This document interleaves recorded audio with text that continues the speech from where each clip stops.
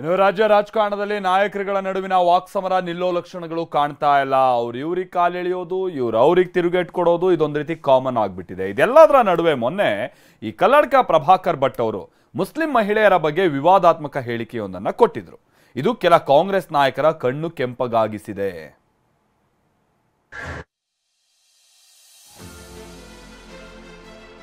ನಾನು ಇವ್ರ ತರನೇ ಸೋಮಾರಿ ಸಿದ್ದು ತರ ಕುತ್ಕೊಂಡ್ಬಿಟ್ಟು ಪ್ರತಾಪ್ ಸಿಂಹನ ತಮ್ಮ ಕಾಡುಗಳ್ಳ ಪ್ರತಾಪ್ ಸಿಂಹ ಏನು ನಾಡಕಳ್ಳ ಕೇಳಿದ್ರಲ್ಲ. ಪ್ರತಾಪ್ ಸಿಂಹ ಆಡಿದ ಮಾತನ್ನ ನಾನೇನು ಸೋಮಾರಿ ಸಿದ್ದನ ಥರ ಅಂತ ಪ್ರತಾಪ್ ಸಿಂಹ ಪ್ರಶ್ನೆ ಮಾಡಿದ್ರು.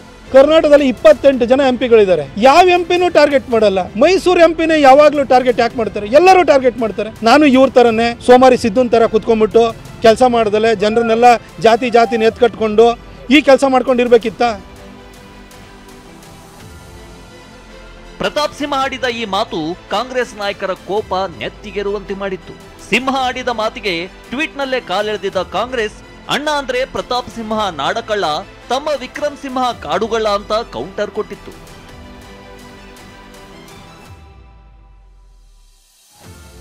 ಇಷ್ಟೇ ಅಲ್ಲ, ಮೈಸೂರಿನ ದೇವರಾಜ್ ಪೊಲೀಸ್ ಠಾಣೆಯಲ್ಲಿ ಪ್ರತಾಪ್ ಸಿಂಹ ವಿರುದ್ಧ ಎಫ್ಐಆರ್ ಕೂಡ ದಾಖಲಿಸಿತ್ತು. ಇದೆಲ್ಲ ನಿನ್ನೆಯ ಕಥೆ ಆದ್ರೂ ಈ ಸಮರ ಇಷ್ಟಕ್ಕೆ ನಿಂತಿಲ್ಲ. ಸೋಮಾರಿ ಸಿದ್ಧ ಅಂತ ಹೇಳಿದ್ದಕ್ಕೆ ಫೇಸ್ಬುಕ್ ಲೈವ್ಗೆ ಬಂದು ಸ್ಪಷ್ಟನೆ ಕೊಟ್ಟ ಪ್ರತಾಪ್ ಸಿಂಹ, ನಾನು ಈ ಪದವನ್ನ ವೈಯಕ್ತಿಕವಾಗಿ ಬಳಸಿಲ್ಲ ಅಂತ ಹೇಳಿದ್ರು. ಈ ಸೋಮಾರಿ ಸಿದ್ಧ ಅನ್ನೋದು ಇದು ನಾಮಪದ ಅಲ್ಲ, ಯಾವುದೋ ವ್ಯಕ್ತಿ ನಿರ್ದಿಷ್ಟವಾದದ್ದು ಅಲ್ಲ.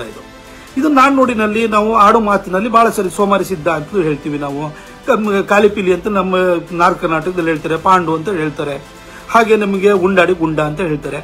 ಆ ತರ ಒಂದು ಪರಿಸ್ಥಿತಿಯನ್ನ ಗುಣವನ್ನ ಸೂಚಿಸುವಂತ ಪದವಾಗಿ ಅಲ್ಲಿ ಬಳಸಿದ್ದೀನಿ ಹೊರತು ನಾನು ವೈಯಕ್ತಿಕವಾಗಿ ಅದನ್ನ ಬಳಸಿರುವಂತದ್ದಲ್ಲ. ಇನ್ನು ತಮ್ಮನ್ನ ನಾಡಕಳ್ಳ, ತಮ್ಮನನ್ನ ಕಾಡುಗಳ್ಳ ಅಂತಿದ್ದಕ್ಕೆ ಕಿಡಿಕಾರಿದ ಸಂಸದ ಪ್ರತಾಪ್ ಸಿಂಹ, ಸಿಎಂ ಸಿದ್ದರಾಮಯ್ಯನವರೇ ನೀವು ಕೊಡುವ ಗೌರವ ಇದೇನಾ ಅಂತ ಪ್ರಶ್ನೆ ಮಾಡಿದ್ರು. ನನ್ನ ತಮ್ಮನ ವಿರುದ್ಧ ಎಫ್ಐಆರ್ ಇಲ್ಲ, ಏನೂ ಇಲ್ಲ, ನನ್ನ ತಮ್ಮಗ್ ಸಂಬಂಧಪಟ್ಟಿಲ್ಲ. ಆದ್ರೆ ನೀವು ಇಷ್ಟೆಲ್ಲ ಬೋಧನೆ ಕೊಡ್ತೀರಲ್ಲ, ನಿಮ್ ಕಾಂಗ್ರೆಸ್ನ ಕರ್ನಾಟಕ ಕಾಂಗ್ರೆಸ್ನ ಫೇಸ್ಬುಕ್ ನಲ್ಲಿ ಏನೇನ್ ಹೇಳಿದ್ರಲ್ಲಿ, ಪ್ರತಾಪ್ ಸಿಂಹ ಭಯೋತ್ಪಾದಕರಿಗೆ ಪಾಸ್ ಕೊಡೋದ್ರಲ್ಲಿ ಬಿಸಿ ಆಗಿದ್ದಾನೆ, ಅವನ ತಮ್ಮ ಮರ ಕದಿಯೋದ್ರಲ್ಲಿ ಬಿಸಿ ಆಗಿದ್ದಾನೆ ಅಂತ. ನನ್ನನ್ನು ಕೂಡ ಎಫ್ಐಆರ್ ಎಲ್ಲದ್ರ ಬಗ್ಗೆ ನಾನು ಹೇಳಿದ್ದೀನಿ. ಅದಾದ್ಮೇಲೂ ಕೂಡ ಪ್ರತಾಪ್ ಸಿಂಹನ ತಮ್ಮ ಕಾಡುಗಳ್ಳ, ಪ್ರತಾಪ್ ಸಿಂಹ ಏನು ನಾಡಕಳ್ಳ ಅಂತ ಹಾಕಿದ್ರಿ. ಸರ್, ಇದಾ ನೀವು ಗೌರವ ಕೊಡುವಂಥದ್ದು? ಈ ವಾಕ್ಸಮರ ಒಂದು ಕಡೆ ಆದ್ರೆ, ಮತ್ತೊಂದು ಕಡೆ ಆರ್ಎಸ್ಎಸ್ ಮುಖಂಡ ಕಲ್ಲಡ್ಕ ಪ್ರಭಾಕರ್ ಭಟ್ ಮುಸ್ಲಿಂ ಮಹಿಳೆಯರ ಬಗ್ಗೆ ವಿವಾದಾತ್ಮಕವಾಗಿ ಮಾತನಾಡಿದ್ದು ಮಾತಿನ ಕದನಕ್ಕೆ ವೇದಿಕೆ ಕೊಟ್ಟಿದೆ.